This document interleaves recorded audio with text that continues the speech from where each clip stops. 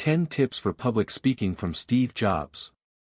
Everyone remembers the first iPhone reveal. The lights dim. Jobs steps on stage in jeans and a black turtleneck. He says a simple line. Today, Apple is going to reinvent the phone. And the crowd erupts. What fascinates everybody isn't the technology. It's how he said it. Steve Jobs didn't just present, he performed. And today, I'm sharing 10 of his most powerful public speaking secrets so you can transform any speech into an unforgettable experience. Secret 1, Tell a story.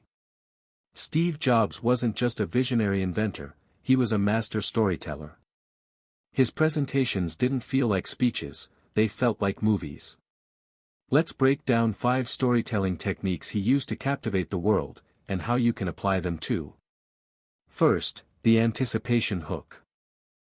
Jobs always opened with a bold statement that sparks curiosity. Something that makes you think, wait, what does he mean by that? For example, in one of his stories, he began with the line. Most people don't get those experiences because they never ask. The moment you hear that, you're hooked, you need to know more. Second, jump into action.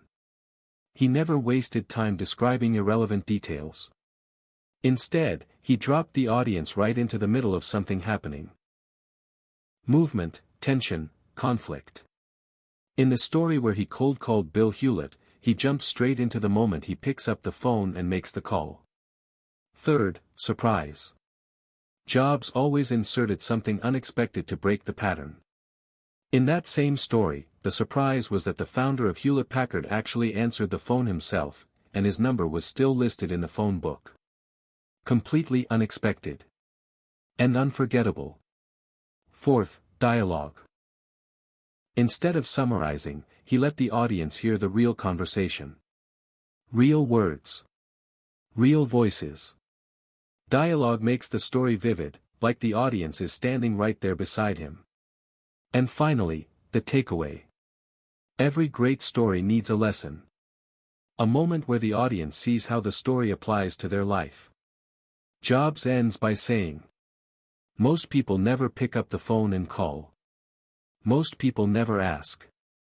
And that's what separates the people who do things from the people who just dream about them. A powerful call to action. Secret 2, create the holy shit moment. Legendary presentations always include a moment that stops the audience in their tracks. A moment when the room collectively gasps and thinks, did that just happen? Steve Jobs mastered this. He knew that surprise creates emotion, and emotion makes ideas unforgettable.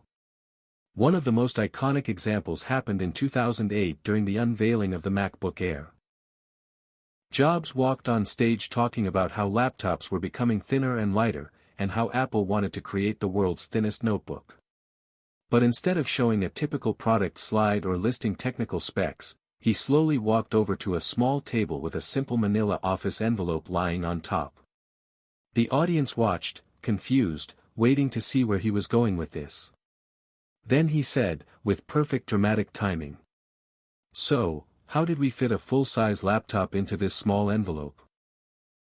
And he pulled the MacBook Air out of the envelope. Silence. Then explosive applause. People jumped to their feet. Tech journalists lost their minds. Twitter and blogs lit up instantly. It was a moment built on pure theatrical surprise, and it changed product launches forever. Overnight, the MacBook Air became more than a laptop, it became a cultural event. Jobs didn't just tell people the laptop was thin. He showed them in a way they would remember for years. That is the power of the holy sh*t moment. Don't just describe your idea, engineer a moment people will never forget. Secret 3, show passion. If you aren't excited, no one else will be. Jobs turned enthusiasm into a visual language, expressive voice, open gestures, pacing with purpose. Authenticity is contagious. Passion is the fuel of persuasion. If you don't care deeply about what you're saying, your audience won't either. Steve Jobs didn't just speak about technology, he radiated belief. His excitement wasn't something he faked, it poured out of him in his voice, his gestures, his pacing, and his expressions. Passion became a language of its own. A perfect example of this was during the 2007 iPhone launch. Jobs walked on stage with a huge grin, practically vibrating with energy. He didn't dive into specs or technical jargon. Instead, he said, with a childlike spark in his eyes, "This is a day I've been looking forward to for 2.5 years." And the audience could feel it. His voice lifted. His hands moved wide across the room. The excitement in his tone made people lean forward in their seats. Long before he showed the phone, the crowd already believed something world-changing was coming, because he believed it. Moments later, when he revealed that Apple was introducing not just one device but 3 revolutionary products, an iPod, a phone, and an internet communicator. His enthusiasm had built so much energy that the audience erupted into cheers before they even saw the product. He repeated the line with increasing intensity, pacing the stage, grinning like a kid on Christmas morning. That electric passion became contagious. Passion isn't about being loud or dramatic, it's about being genuine. When your voice carries meaning, when your expressions show belief, when your body language says this matters, people feel it. If you're excited, they'll be excited. If you're inspired, they'll be inspired. If you believe, they will too. Authenticity is the ultimate amplifier. Secret 4, use the rule of 3. There's something almost magical about the number 3 in storytelling and communication. Our brains are wired to absorb information in threes, it's just the right amount to be memorable without feeling overwhelming. Steve Jobs used this principle constantly in his presentations to make complex ideas feel simple and elegant. A powerful example is from the 2007 iPhone keynote. Jobs walked onto the stage and announced that Apple was introducing 3 revolutionary products. The screen behind him showed 3 bold icons. A widescreen iPod. A revolutionary mobile phone. And a breakthrough internet communications device. The crowd cheered louder each time. Jobs repeated the sequence again and again, building rhythm and anticipation. Then he delivered the twist. Are you getting it? These are not 3 separate devices. This is one device, and we're calling it iPhone. The audience exploded. Why did it work so well? Because he structured the idea in 3 parts. By the time he revealed the punchline, the audience was emotionally primed and fully engaged. The rule of 3 gives your message balance, clarity, and impact. 3 problems. 3 solutions. 3 benefits. Use it in speeches, videos, pitches, even emails, and watch how much more people remember. 3 is not just a number, it's a formula for persuasion. Secret 5, the power pause. Silence isn't empty. It's dramatic tension. Jobs would stop speaking, look at the audience, and wait. Those seconds made every word heavier. Pause after something important. Let the meaning breathe. Silence is one of the most underestimated tools in public speaking. Most presenters rush through their words, afraid of silence. Steve Jobs did the opposite. He used silence like a spotlight. Pausing at key moments to create tension, anticipation, and emotional weight. Those few seconds of quiet made thousands of people hold their breath. A brilliant example happened during the first iPhone demonstration in 2007. Jobs was explaining how revolutionary multi-touch technology was, showing how you could scroll with your finger and zoom in on a photo by simply pinching the screen.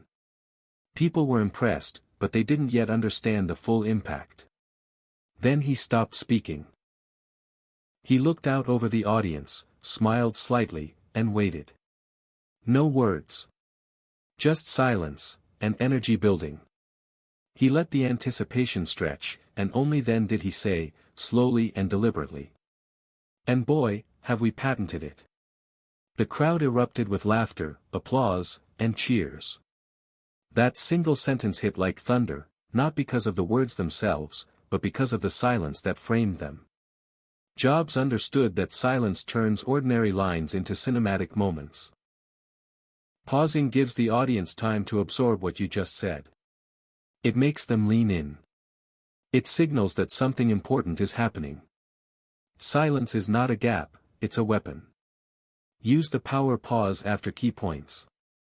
Let ideas land. Let meaning breathe. Sometimes the most powerful thing you can say is nothing at all. Secret 6, bring the villain. Every great story needs a villain. Without a problem, there is no reason for a solution. Steve Jobs understood that people don't fall in love with a product. They fall in love with the problem it solves. So before he introduced anything new, he made sure the audience could feel the pain of the villain. A brilliant example comes from the original iPod launch in 2001. At the time, digital music players were awful, big, heavy, confusing, with terrible battery life and clunky interfaces. Jobs didn't just describe the iPod, he first painted a vivid picture of the suffering people were experiencing. He showed the audience the music players available at the time, oversized devices with complicated controls, and explained how frustrating it was to carry CDs or use software that made managing music a nightmare. He described the villain clearly: complexity, bulkiness, slowness, and lack of freedom. Then he delivered the pain point everyone could relate to. There's no easy way to take your entire music collection with you. Once the audience deeply felt the problem, that's when Jobs introduced the hero. He revealed the iPod with the now legendary line: 1,000 songs in your pocket. The room went wild. The applause wasn't just for the product, it was for the victory over the villain. The contrast made the solution feel revolutionary. Jobs didn't sell features. He sold triumph. He made the audience root for the hero by first making them hate the villain. So when you tell a story or present an idea, don't start with the solution. Start with the pain. Make people see the cracks in the world, and then show them how to fix it. Conflict creates meaning. Villains give heroes power. Secret 7, then bring the hero. Now let your product, your idea, or your message save the day. Contrast is persuasion. The bigger the villain, the more heroic the solution. Once the villain is clear and the audience feels the pain, the stage is perfectly set for the hero. This is where your product, idea, or message steps in to save the day. Steve Jobs mastered this dramatic contrast. He knew that solutions feel bigger, bolder, and more meaningful when they rescue us from a problem we care about. A classic example is again from the 2007 iPhone keynote. Before revealing the hero, Jobs spent several minutes painting the villain: traditional smartphones. He talked about how they were clunky, hard to use, covered in physical buttons, shipped with confusing interfaces, and felt outdated even when brand new. He showed examples on the screen, exaggerating the awkwardness of fixed keyboards and tiny displays. Audience members nodded, groaned, and laughed. They felt the frustration. Jobs didn't rush. He let the pain sink in. Then came the hero moment. He said, building anticipation with deliberate pauses: "Today, Apple is going to reinvent the phone." The crowd erupted instantly, but he didn't reveal it yet. Instead, he built suspense by announcing, "We're introducing 3 revolutionary products. A widescreen iPod. A revolutionary mobile phone. And a breakthrough internet communications device." He repeated the list like a drumbeat, increasing the intensity each time. And then, with perfect timing, he delivered the revelation. Are you getting it? These are not 3 separate devices. This is one device. And we are calling it iPhone. Boom. Hero revealed. The solution crushed the villain. The contrast made the moment electric. The bigger and more relatable the problem felt, the more miraculous the solution became. That's the secret. Without the villain, the hero is just information. With the villain, the hero becomes a triumph. Contrast turns explanation into transformation. Secret 8, keep it visually simple. Jobs hated clutter. His slides were minimalist. One image, one sentence, or sometimes just one number. If the audience is reading text, they're not listening to you. Simplicity is power. Simplicity wasn't just a design belief for Steve Jobs, it was a communication strategy. He understood that when slides are filled with paragraphs, bullet points, and charts, audiences stop listening and start reading. And once they're reading, you lose them. So Jobs did the opposite. His slides were minimalist masterpieces. One powerful image, one idea, sometimes just one word. The visual supported his message instead of competing with it. A perfect example comes from the original iPhone keynote. When Jobs finally revealed the storage capacity of the first model, he didn't show a messy tech comparison chart or a list of specs. Instead, the giant screen behind him displayed just one number in massive bold type. 8 gigabytes. Nothing else. Not even a sentence. The audience gasped, cheered, and immediately understood the magnitude. That number hit harder than any paragraph ever could, because the slide was pure focus. Simplicity gave the message room to breathe. Jobs used the same technique with the MacBook Air. Instead of listing dimensions or graphs about thickness, he simply held the laptop next to a manila envelope. One image communicated everything. No clutter. No distractions. No noise. When your slides are simple, the audience listens to you, not the screen. When your message is visual and direct, it becomes memorable. Simplicity isn't the absence of information, it's the presence of clarity. Take away what's unnecessary, and what remains becomes powerful. Secret 9, use a one-sentence summary. 1,000 songs in your pocket. That was the entire pitch for the iPod. One sentence, unforgettable. Write your big idea in one sharp line. If it's not tweetable, it's not memorable. Complex ideas don't inspire people. Simple ideas do. Steve Jobs believed that if you can't explain your message in one clear, powerful sentence, the message isn't ready yet. He always distilled his biggest ideas into short, unforgettable lines, phrases that lived in people's minds long after the presentation ended. The perfect example is the announcement of the original iPod in 2001. At the time, portable music players were overflowing with technical specifications. Megabytes, battery hours, compression codecs. Competitors bragged about features nobody cared about. It was confusing and boring. Jobs walked on stage, held up the small white device, and said just one sentence. 1,000 songs in your pocket. 6 words. No jargon. No numbers that needed context. No complicated explanation. Just a clear vision of what the product would do for the user. The audience instantly understood. They could feel the freedom and excitement of carrying their entire music library around.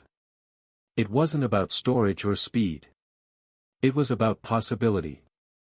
And that line spread everywhere, newspapers printed it, magazines quoted it, people repeated it to friends. It became the identity of the product. That's the power of a one-sentence summary. It cuts through noise. It lodges in memory. It becomes a rallying cry. When you present, ask yourself, what's the one sentence that captures the heart of your idea? If it's not sharp, it won't stick. If it's not simple, it won't spread. If it's not tweetable, it's forgettable. One line can change the world, if it's the right line. Secret 10, rehearse ruthlessly. What looks effortless is always practiced relentlessly. Jobs reportedly rehearsed his keynotes for weeks, timing every gesture and pause. Don't wing it. Polish it. Steve Jobs' presentations looked effortless. Natural, conversational, almost casual. But behind that smooth performance was intense preparation. Jobs believed that great communication deserved the same level of craftsmanship as great engineering. What the audience saw in 90 minutes was the result of weeks of relentless rehearsal. Former Apple employees have shared that Jobs would rehearse his keynotes over and over again, timing every gesture, refining every slide transition, and practicing every pause until the rhythm felt perfect. He would walk the entire stage repeatedly, adjusting lighting, testing microphones, reviewing the smallest details, and running full dress rehearsals as if they were live shows. There's a story that during the Macworld rehearsals, Jobs would get so immersed in perfecting the presentation that he'd spend hours tweaking the placement of a single demo table or testing the moment a product would be revealed. Nothing was left to chance. That's why his presentations felt magical. They weren't lucky. They were engineered. Jobs didn't wing it, he polished it. He understood that preparation is the backbone of confidence. When you know your material so well that you can practically perform it in your sleep, you can be fully present with your audience. That's the real secret. The smoother it looks, the harder it was to create. So rehearse ruthlessly. Practice until you feel ready, and then practice a little more. Greatness is built in private long before it's celebrated in public. Steve Jobs once said, "The most powerful person in the world is the storyteller." Whether you're pitching a startup, giving a speech, or trying to sell an idea, these 10 techniques can turn ordinary communication into extraordinary connection. If you found value in this, hit like, subscribe, and tell me in the comments which secret you're going to use first. And remember, you don't need a stage and a spotlight to change minds. You just need a story worth telling.